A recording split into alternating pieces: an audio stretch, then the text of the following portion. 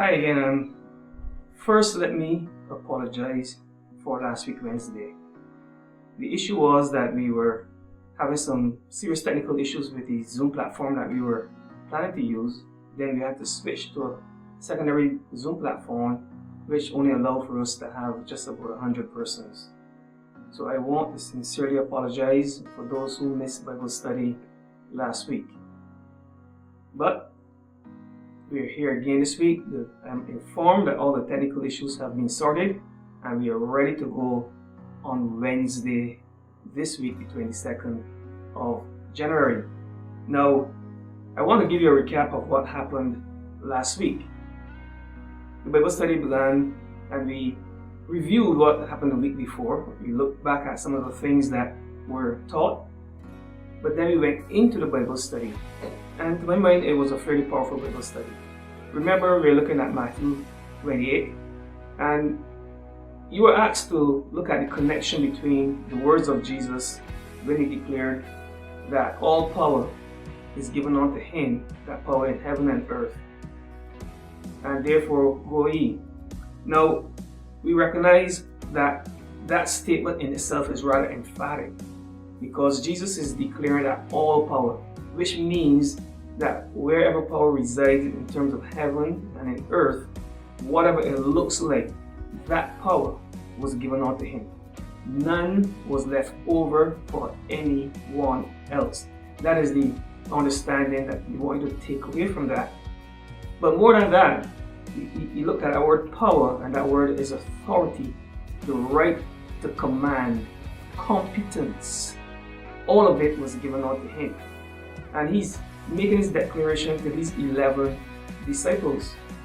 Now, how would have those words impacted or sound on their ears?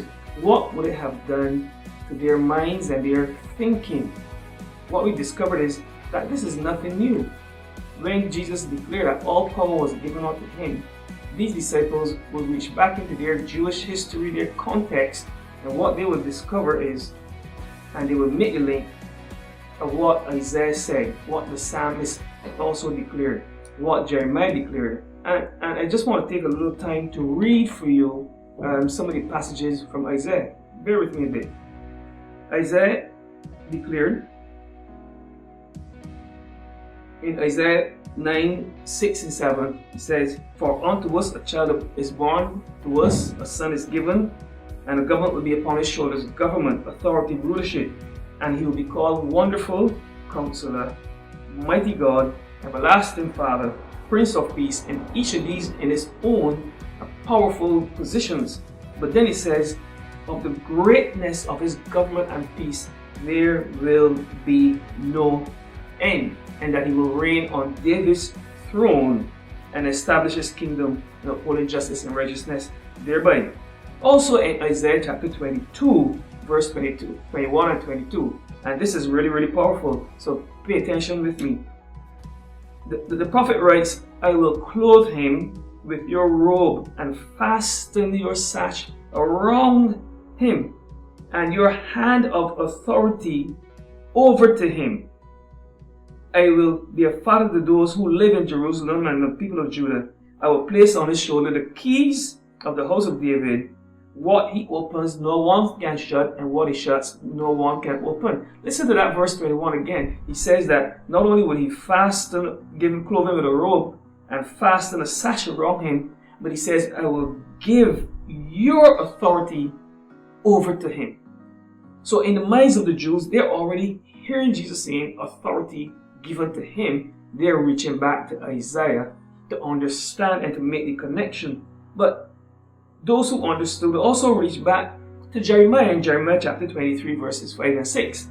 And he says, "The days are coming, declares the Lord, when I will raise up for David a righteous branch, a king who will reign wisely and do what is just and right in the land." And it goes on.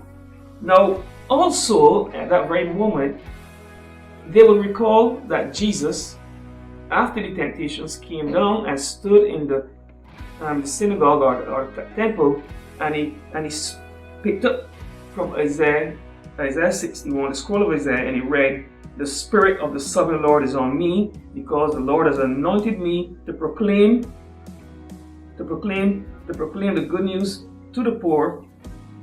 He has sent me to bind up the brokenhearted, to proclaim freedom for the captives, and to release from darkness the prisoners, to proclaim the year of the Lord's favor. Listen to this. Jesus, that was a magnanimous occasion. He came down and in the presence of the religious authorities, in Luke chapter 4 verse 18 forward, he says, "This is what I'm anointed for." Those who heard those words must have been dumbfounded. But here's the thing.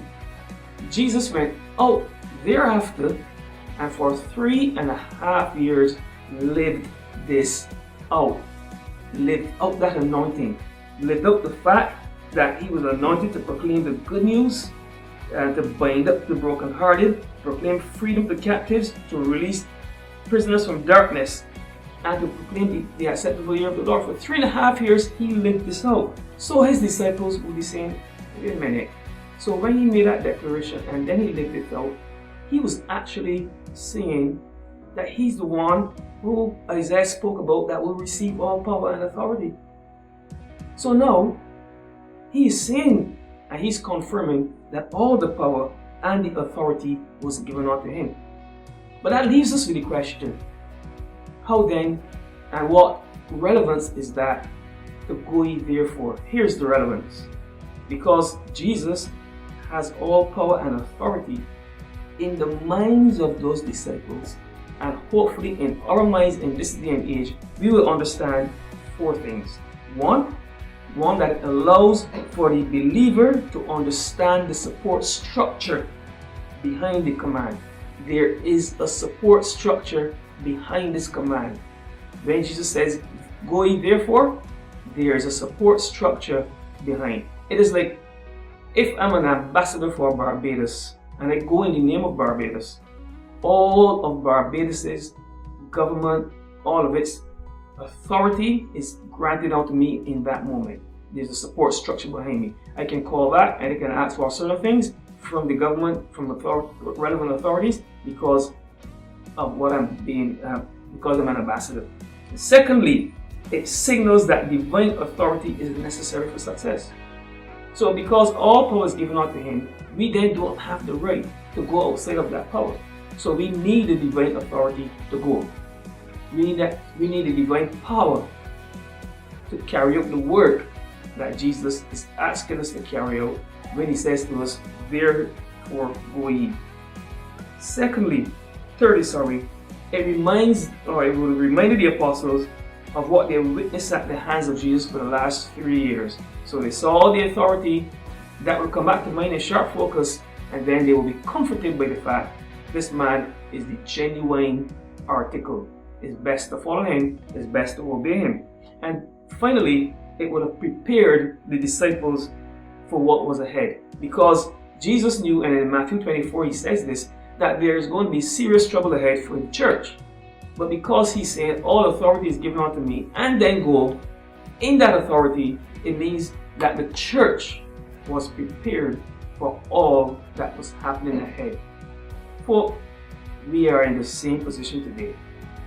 We are in the same position. And whatever is happening ahead, the authority of Jesus has prepared us for it. Go ye therefore. See you on Wednesday night as we continue. And here's what I want you to do. We're going to look at, after that, when Jesus says, "Make disciples in all nations," what does he really mean? What does he really mean by that? Make disciples. And why have we been given that authority to do that? What does it mean then to work hand in hand with Jesus to accomplish disciples in this earth? I look forward to seeing you on Wednesday. God bless you. Have a fantastic week.